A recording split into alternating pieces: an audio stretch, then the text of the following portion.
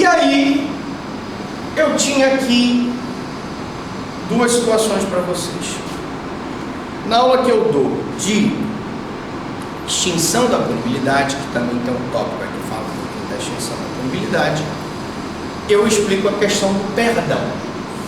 Lembram que quando a gente vê extinção da punibilidade, o juiz diz assim: olha, eu posso conceder o perdão para o acusado, e na prática de crime culposo, as consequências do crime foram tão danosas que ele já foi punido pela circunstância. Muito bem, tudo bem aí. Aí a gente fica discutindo aquela natureza jurídica do perdão judicial. O perdão judicial, ele é uma medida que gera a extinção da punibilidade. Então, o Estado não pode punir aquele cidadão porque ele foi concedido o perdão judicial. Beleza, tudo bem. Mas eu pergunto para vocês, e a família do vaqueiro? A família do vaqueiro quer uma indenização pela morte do vaqueiro. Ela quer uma indenização pelo cavalo que era do vaqueiro.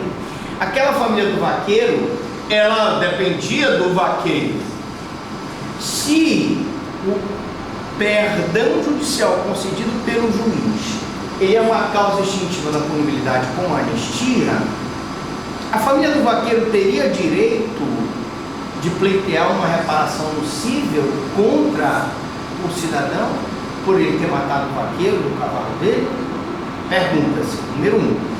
Mudando um pouco para a nossa aula aqui, se ele, por ser cônsul, tem influência política, chegasse lá, o pessoal no Congresso Nacional disse assim: vota aí uma anistia para mim, eu ser anistiado por esse crime, porque eu perdi a minha mulher, eu perdi a minha filha, a outra ficou tetraplégica, a outra ficou gravemente lesionada, e eu já estou punido. E se o Congresso Nacional anistiasse esse cidadão? Eu pergunto, ainda assim a família do vaqueiro poderia pleitear uma reparação possível contra o cidadão? Sim ou não? Sim. O que vocês acham? Sim. Gente, a resposta é sim, ela poderia. Por quê? Porque não está justo, não é justo. Porque o vaqueiro, que não tinha nada a ver com isso, a família dele fica sem a reparação possível. Mas prestem atenção, quando eu digo que a anistia ela é o efeito passado, ela tira qualquer possibilidade de qualquer indenização. Vamos dar um outro exemplo da anistia. Vocês sabem que lá em Conceição do Araguaia, não em Conceição, mas São Geraldo, em Conceição também tinha, né? Existia uma milícia que lutava contra o regime militar. Essa milícia, as pessoas foram mortas em São Geraldo do Araguaia. Vocês sabem disso, não sabem? Agora, eu pergunto, a família dessas vítimas, os guerrilheiros, mesmo os militares que mataram os guerrilheiros tendo sido anistiados, eles teriam condições de pedir uma reparação de dano moral pela morte dos seus familiares? A resposta é: pela anistia não. Então por que o governo federal criou? Criou uma indenização. Essas pessoas que foram vítimas do regime militar, elas recebem uma indenização. E é isso que o Ministério Público Federal uma vez questionou, que mesmo tendo havido anistia, alguns efeitos da anistia, alguns efeitos do perdão judicial não implicam na seara cível. É uma discussão boa, é uma discussão muito boa. O governo federal resolveu da seguinte forma: conceder uma pensão vitalícia, aquelas vítimas do regime militar. Por exemplo, a família do Herzog, daquele jornalista que supostamente foi enforcado, ela recebe, a viúva, a família recebe uma pensão. Mas é uma questão muito séria que não pode causar injustiça, mas a fundo eu diria, anistia e perdão judicial tem efeitos de extinção da punibilidade. O perdão judicial é uma sentença declaratória de extinção da punibilidade, portanto, em tese, não caberia reparação nocível. Mas eu também não posso deixar terceiras pessoas sem um respaldo legal. Ok? Feita essa explicação, eu passo dizendo, conforme o artigo 67, inciso 2 do CPP, concedida a anistia não pode ser revogada por outra lei, tendo em vista o disposto no artigo 5º, que é uma cláusula pétrea. Portanto, outra discussão é que se eu podia desanistiar quem já foi anistiado na época da abertura política, né, que o general Figueiredo, ex-presidente da República, anistiou várias pessoas por terem praticado atos supostamente terroristas. Se eu poderia voltar a processar essas pessoas, a resposta é negativa, porque concedida a anistia não pode ser revogada, tá bom? Anistia e graça em certos crimes. Constituição de 88, bom dia, seja bem-vindo. Excepciona a anistia e a graça em certos crimes. Por exemplo, os considerados crimes hediondos. A anistia, tanto a anistia quanto o indulto, tem dois aspectos indissociáveis. Então, eu excepciono, não concedo anistia e graça, que é o indulto, em certos crimes, como os crimes hediondos e assemelhados, tá? E eles têm aqui dois aspectos. Quais são? Dois aspectos. Como atos de soberania, a anistia do Congresso Nacional e o indulto do Presidente da República, ele significa a manifestação do ius menes do Estado, que obedece ao interesse social. Quando eu anistio os guerrilheiros, os militares que mataram o pessoal da guerrilha do Araguaia, eu atendo um interesse social de pacificação. Vocês concordam comigo? Quando eu anistio todos esses artistas que voltaram, como Caetano Veloso, lembra que o Caetano foi para Londres e lá em Londres ele escreveu uma canção. I'm wondering oh, where to go. I'm lonely, London, London is lovely so. I cross the streets without fear. Depois ele voltou para o Brasil, porque ele foi anistiado. Mesma coisa com Gilberto Gil, que também foi para fora, o Brizola, que foi para o Uruguai, Chico Buarque, todas essas pessoas foram anistiadas e voltaram. Então, eu atendo o interesse social. E o penal, que atinge o ius puniendi e repercute sobre os crimes e as penas. Mas atenção, repercute sobre os crimes e as penas. Questionável está parte da seara civil e trabalhista, se houver, e administrativa, se houver, como matéria de política criminal. Portanto, a anistia é concedida por meio de lei pelo Congresso Nacional. E o indulto é um ato de clemência do poder público, pode ser individual ou coletivo. Ele refere-se a um indulto e a uma comutação. Vocês viram que ele trouxe, por exemplo, aquele exemplo do Michel Temer, que ele tentou indultar aquelas pessoas que praticaram crimes de corrupção.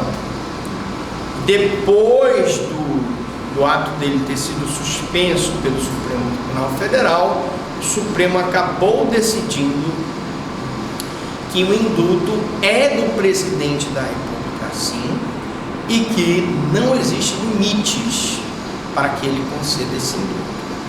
Isso é muito ruim, porque se eu não dou limites ao presidente da República, os limites impostos pela própria Constituição, o presidente da República, com o indulto, ele pode inclusive dar uma clemência soberana para pessoas que praticaram crimes graves de corrupção. Ok? Mas essa foi a decisão do Supremo. A Constituição refere um indulto, e esse indulto é uma espécie de comutação, ele normalmente traz regras que beneficiam o acusado. No indulto há o perdão da pena, na comutação há, na realidade, uma dispensa do cumprimento de parte da pena. Então eu tenho dois tipos de indulto: o indulto perdão, que é aquele que abole totalmente o cumprimento da pena, e o indulto comutação, que nós vimos na aula passada, que é aquele que apenas reduz uma parte da pena, tá certo? Reduzindo-se a pena aplicada ou substituindo-se essa por outra menos grave, uma privativa de liberdade por uma restritiva de direito, uma restritiva de direito por uma multa, etc. E o indulto coletivo. Então, indulto individual, graça. Indulto coletivo, indulto propriamente dito, lato sensu. Graça, estrito sensu. Indulto coletivo, lato sensu. Ocorre como um grupo de sentenciados, imagine um grupo de corruptos beneficiados pelo presidente da República, envolvido com também lavagem de dinheiro e corrupção, estejam na situação jurídica prevista no decreto concessivo. Então eu posso ter uma situação jurídica, um decreto concessivo de indulto para uma coletividade de presos, que geralmente se refere à pena aplicada. Entretanto, outros requisitos existem que poderão e sempre serão exigidos, por exemplo, os requisitos subjetivos de bom comportamento carcerário, não ter praticado falta grave, e os requisitos objetivos normalmente que se referem a uma parte do cumprimento de pena, como nós vimos aqui no livramento condicional, um terço, o cara ter cumprido um terço da pena, ou metade da pena, ou 2/3 da pena, e não ter sido beneficiado por outro indulto. Porque a regra desses benefícios é que ele não tenha sido indultado anteriormente, não ter praticado certos crimes, como nós vimos nos crimes hediondos e assemelhados. Por toda regra tem exceção.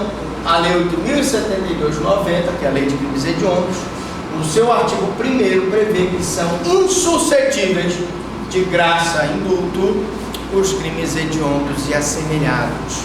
Então a própria Lei de Crimes Hediondos, como a Constituição Federal, proíbem o indulto, a graça e a anistia para crimes hediondos e assemelhados. Procedimento judicial. Por enquanto, tudo certo? Alguma pergunta, alguma dúvida? Posso barbarizar na prova? Barbarizar. Professor, que prova? Sim, a prova é o trabalho. Professor, tem café aqui já. Tá, daqui a pouco, depois dos comerciais, o cafezinho. Procedimento judicial. Tem um pause aí, né, amigo? Respire. Vamos para o procedimento. Até aqui tudo bem. Se fosse uma prova, podia castigar que tu acertava tudo. Tá bem. Então a senhora aí, a senhora está assim, assim ou assim? Vocês sabem da piada do assim, do assim, do assim? Não. Não posso contar aqui. Conta, professor, ele é maior aqui. Procedimento judicial. Bom, qual é o foro competente para decidir incidentes da execução? Qual o foro competente para decidir procedimentos de execução? É o juiz da execução. Que no estado do Pará é o juízo da 8ª Vara Penal, em Belém, com exceção do artigo 1º do ato regimental acima explicado. Eu tenho o juiz da 8ª Vara, que é o juiz da execução aqui. E você vai entrar, com exceção a conversão, desvio, o excesso, progressão, livramento, sursi perante o juiz da vara da execução penal para ajuizar aquela ação. Regime disciplinar diferenciado. Meus amigos, dentro do programa de vocês, um dos assuntos mais difíceis é o regime diferenciado. Regime disciplinar diferenciado. E houve uma mudança.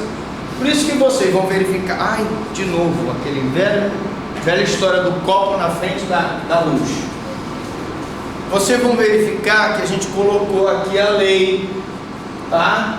A lei praticamente seca dentro da aula de execução, porque houve uma mudança e a gente queria dar uma pincelada boa em relação a esse regime disciplinar diferenciado, porque poderá ser pergunta de prova.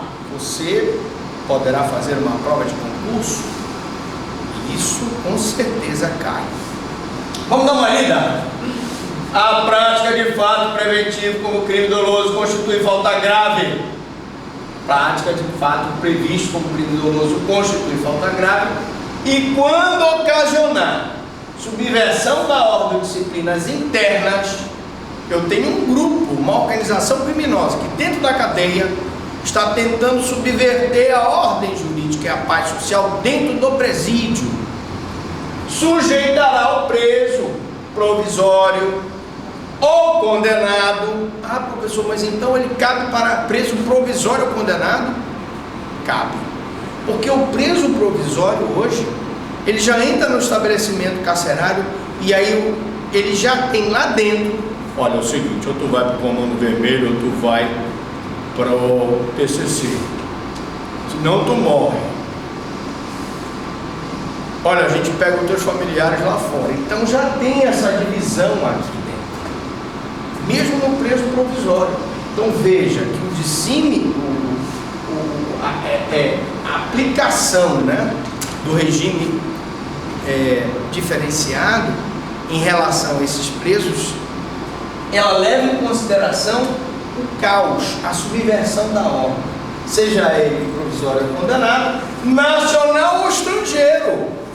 Eu posso ter um boliviano que está participando do crime organizado, posso ter um colombiano, posso ter um peruano, posso ter um chileno, um argentino, só para dizer alguns mais próximos aqui, que estão envolvidos, paraguaio está envolvido com o PCC ou o Comando Vermelho, só para dar alguns exemplos, sem prejuízo da sanção penal ou regime disciplinar diferenciado com as seguintes características. Então vamos lá, o que é um regime disciplinar diferenciado? É a colocação do preso num regime mais rigoroso de cumprimento da pena, em virtude dele, sendo preso provisório ou condenado, subverter a ordem pública, por vários motivos que nós vamos ver agora. Primeiro, quais as características desse regime? O cidadão tem uma duração máxima de 2 anos, sem prejuízo de repetição da sanção por nova falta grave da dispensa. Então, fica durante 2 anos, continuou praticando a falta grave, vai para mais 2 anos. 2 anos, mais 2 anos. 2. Recolhimento em cela individual. Meu amigo, cidadão que vai para uma cela. Vocês viram um Papillon? Sim. Aquilo ali foi uma história real. Sim. Você não quer imaginar o que é você ficar sozinho. Fica 1 semana trancado sozinho, sem nada, né? Porque aí também se você ficar na internet, no videogame, mas fica 1 semana trancado sozinho. Pra tu ver só o que é bom pra tosse. Ainda mais numa cela úmida, com barata, com rato, sem uma alimentação adequada. Então, recolhimento em cela individual, solitária. Visitas quinzenais de 2 pessoas por vez a serem realizadas instalações equipadas para impedir o contato físico, quer dizer, Aquela situação lá que a gente vê nos filmes americanos, o cara tem um vidro, ele está do lado de cá e a família está do lado de lá, ele fala pelo telefone, para não ter contato individual. Porque no contato individual, no contato com o advogado, no contato com essas pessoas, que nós temos então a passagem dessas questões, das informações do tráfico, do crime organizado, através do advogado, através de familiares, tá? Então, impedidas para ter o contato físico e passagem de objetos, aí droga, né? Tá aqui no bolo, celulares, por pessoa da família ou, no caso de terceiro, autorizado judicialmente com duração de 2 horas. Se ele não tem contato físico, ele não pode ter contato físico para nada. Ele fica realmente isolado. Isso é o regime atual. Regime disciplinar diferenciado. Direito ao preso a saída de cela por 2 horas diárias para banho de sol em grupos de até, no máximo, 4 pessoas, desde que não haja contato com o preso do mesmo grupo criminoso. Porque se ele tiver contato com o preso do mesmo grupo criminoso, eles lá, os 4 daqui com os 4 de lá, vão começar a organizar novo levante dentro do estabelecimento ou externo. Porque a gente sabe que a ordem do crime organizado vai de dentro da cadeia para ser praticada fora. Vide aí casos de Fortaleza, de queimar ônibus, de tentar explodir viaduto, de subverter a ordem pública matando policiais e etc. Tá? Entrevistas sempre monitoradas, exceto aquelas com seu defensor, em instalações equipadas para impedir o contato físico e a passagem de objetos, salvo expressa autorização judicial no contrário. Então, a conversa dele tem que ser monitorada. Eu sempre defendi isso. Vocês vão ver em outras aulas minhas que estão aí no YouTube, que eu sempre defendi que não tem sentido a conversa ser, se não for reservada, gente, ele vai passar instruções através do advogado, através dos familiares. Então, se ele está no regime disciplinar diferenciado, tem que ser com rigor, tem que falar por aquele telefone, ele não tem que ter contato pessoal, e aquela gravação tem que ser monitorada. Se ele tentar passar alguma coisa, ainda que em código, tem que ser abortada o mais rapidamente possível. Fiscalização do conteúdo da correspondência.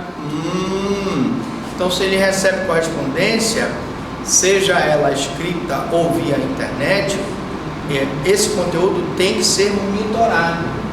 Participação em audiências judiciais, preferencialmente por videoconferência, garantindo-se a participação do defensor no mesmo ambiente do preso. Bom, aqui é uma discussão. Meus amigos, nós lá no Fórum Criminal tínhamos um grande problema. Quando eu respondia na vara de crimes de crime organizado, e hoje anteriormente era a vara de entorpecente, o nosso saudoso Paulo Jussara, nós tínhamos um problema. O doutor Paulo marcava a audiência às 8 horas da manhã e o preso estava americano, e às vezes com esses nossos caos aqui do trânsito, o preso chegava a meio-dia, 1 hora, e às vezes não conseguia chegar por conta do trânsito, tá? Então, o que o doutor Paulo brigava e o que os diretores do Fórum Criminal brigavam? Gente, bastava ter lá no americano um sistema de videoconferência, uma sala de videoconferência que nós pudéssemos ouvir o preso aqui. Aí a OAB brigou, não tinha que ser por videoconferência, tinha que ser pessoalmente. Então, por isso que na lei, vocês estão vendo aí o detalhe aí da lei, a norma é clara. o ambiente, o advogado no ambiente que estiver o preso. Porque se o preso estiver falando em videoconferência, o advogado está do lado. Qualquer coisa que ele falar, o advogado cutuca ele. Agora, o que eu não posso, e eu não concordo,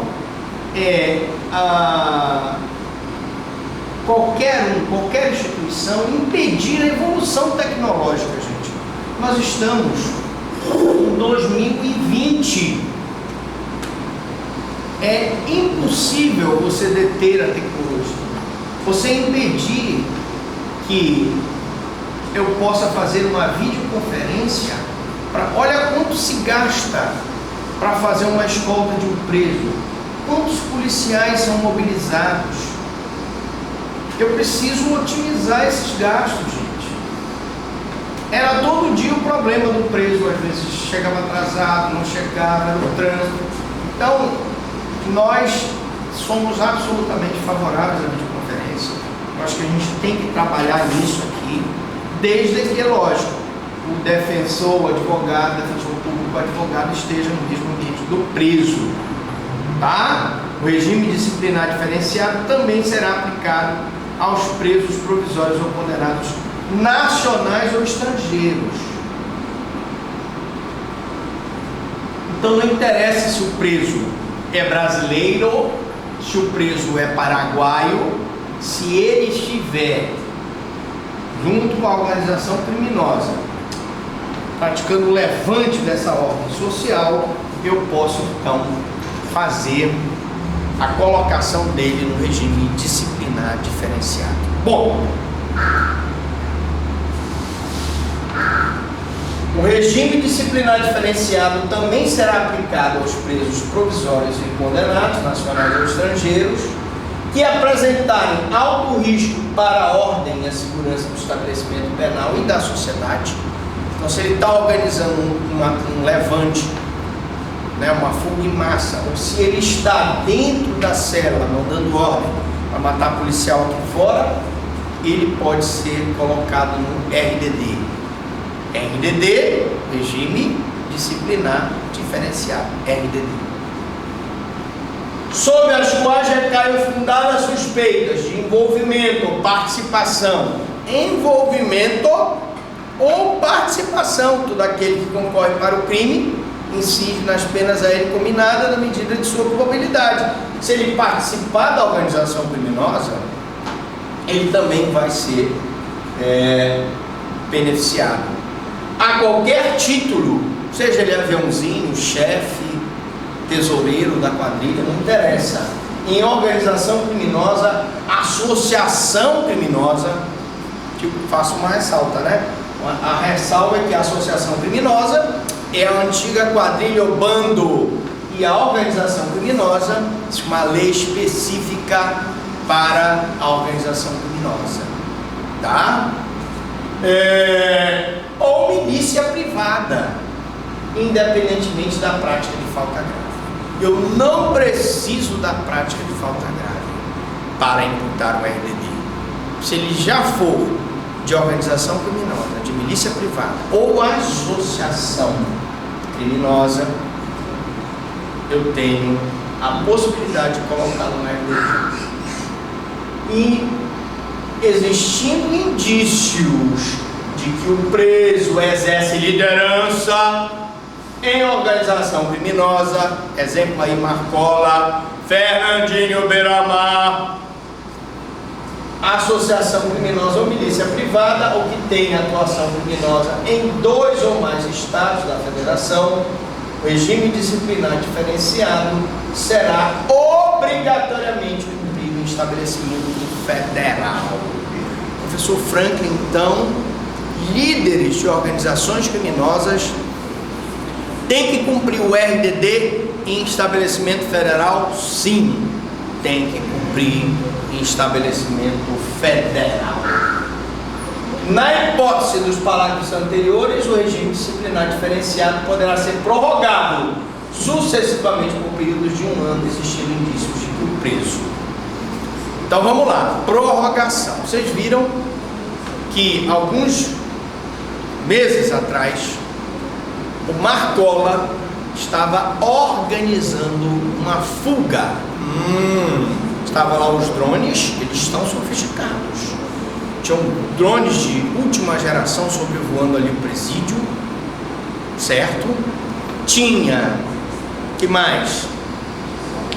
Tinha já um esquema de compra de armas, de uso restrito das Forças Armadas, carros blindados, sendo organizado para resgatar uma cola numa dessas visitas dele, né? Porque ele tem um problema